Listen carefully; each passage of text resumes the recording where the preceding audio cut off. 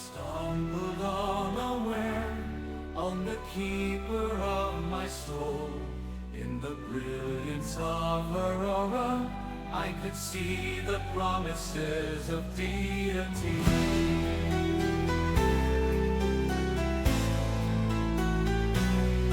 Like a soul, my soul, a flame, I saw her aura, the beauty of 388 years before the current era. When Asolina beheld the glorious expanse of Torrizon spread out before her, her exclamation of discovery was filled with joy. Her aged eyes met those of Zakarian, and she smiled in comprehension. Her look of serenity and peace remained, even as she took the hand that deity extended, welcoming her, and here, upon the waking world, I saw the pain as it beset my brother. If I did nothing else in the chasm of loss that would surely visit me soon, I swore to myself that I would embrace the pain my brother showed me and accept it as a natural pathway to the rewards that deity promised. Amador, second son of Zacharias, Capítulo 1. Rialto's horse whickered softly in the dawn, answered by the other 3 horses. Rialto turned to look at his older brother, Rolando. His face did not show the passing of the years, nor the weight of the crown. Rolando closed the distance between them. He gestured towards the impressive bulk of the palace. Rialto, it is humbling to look upon the work of 10 generations of Estolians and know that so many of our ancestors toiled, so we might know the fruits of their labors. Rialto admired the massive building. His horse sighed, echoing his own feelings. There was something satisfying about having spent 25 years steering this nation and the citizens within. From the top of the lesser peak of Mount Estoliana, they were almost perfectly even with the grand entrance to the palace. The many towers, arches, columns and levels of the palace were more grandiose than anything he heard about in any other nation. The central bulk of the palace had a resemblance to the mighty pyramids of Egypt. He often spent time in discussion with the many people who had come to Estolia at the urging of deity, learning about other lands. In all the lands of the world he believed there was no structure nearly as impressive as their palace, not even the larger and more massive pyramids in Egypt. He was grateful to deity for making the mountain strong enough to hold the weight of the palace, and for being so gently considerate of the needs of Estolians. He grinned at the fanciful thoughts and turned his attention back to his brother and his brother's twin sons. They were one of the most extraordinary gifts from deity to the people of Estolia. Rialto was never more grateful for the guidance of the spirit than he was when it came to these 2 men. Antiochus and Tremaine were the closest men Rialto had ever known. Their joy in each other was beautiful. They were identical down to the smallest detail. As they matured, their diverse strengths set them apart, distinguishing them as individuals. Tremaine was studious, keeping his thoughts to himself, slow to give vent to his emotions. His brother's feelings were visible to all, his joy contagious, and his smile swift.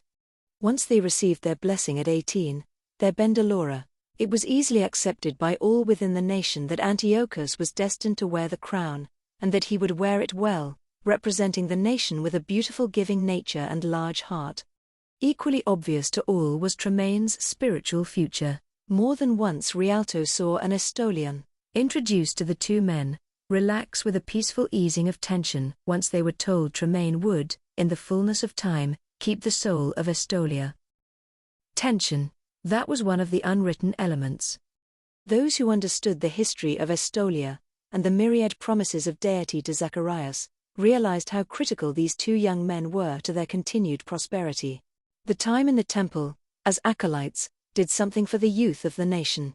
Once it was clear to each Estolian why they had such prosperity as a nation, and why the older generations enjoyed such universal happiness in marriage, this introduced an element of tension to each Estolian, especially as the transition from one capitulo to the next neared. Each citizen was aware that their happiness and prosperity was dependent upon the actions of the heir apparent and his last resort, and that they could lose both if the sons of the king lost sight of their obligations.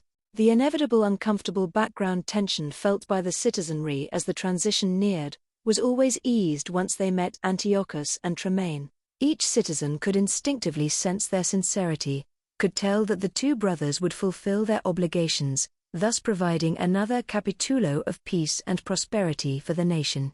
Through their personalities and character, they brought happiness and peace to all who met them. His thoughts moved on to the upcoming instruction the two boys would receive. The other acolytes would be truly blessed to have both young men learning in the temple with them. During their year as acolytes, his nephews would learn everything they needed to know about their responsibilities. They would learn what would be required of them, what their blessings would be, and what would happen to the nation if they were unwilling or unable to keep the promise Zacharias made to deity. Some of their toughest lessons were ahead of them. He envied his nephews and the chance they had to study together. He would have preferred to learn those same lessons with his brother by his side. But Rolando was older than he was and finished his acolyte year more than a season and a half before Rialto was old enough to serve. Rialto sensed that his twin nephews had to serve as acolytes together. Perhaps Cornelius, as keeper before him, knew he and his brother would learn best by themselves during the critical instructional year. The Spirit whispered to him that this was the right time for his two nephews to learn together, just as they would reign together. Rialto touched his heel to the flank of his steed, approaching the two brothers who were looking out over the rapidly brightening landscape. Both looked up at him with their good natures shining towards him. I believe it is time to begin your acolyte year, he said to the two boys. Tremaine smiled slowly, while his older brother gave a shout of joy. They both had been asking for the last 2.5 years to begin their training. Rialto wasn't sure why he waited until this point, but he felt as if this was an important delay for the two of them. They would need their training to be later than usual so they would be able to understand and grasp the nuances with greater clarity. When the sun was finally above the horizon, shining on the glorious facade of the palace, the four men started back down the trail. For Rialto, knowing these two young men would safely take Estolia into the future gave him immeasurable peace. And all that we must know, we study hard, the capítulos, we serve